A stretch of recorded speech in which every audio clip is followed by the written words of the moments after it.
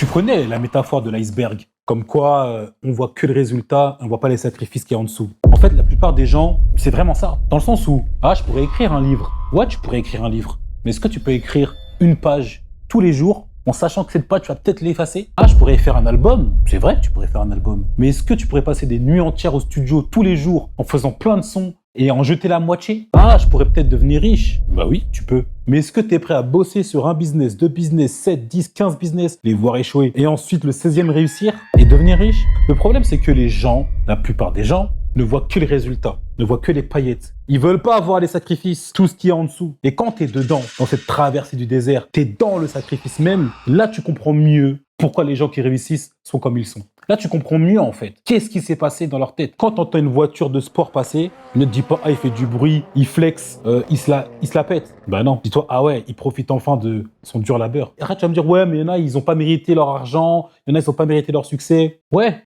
comme tout dans le monde. Mais ça, c'est une minorité de la minorité. Parce que la plupart, 90% des gens qui ont réussi dans leur domaine, c'est du mérite. Le talent, ça existe, ok.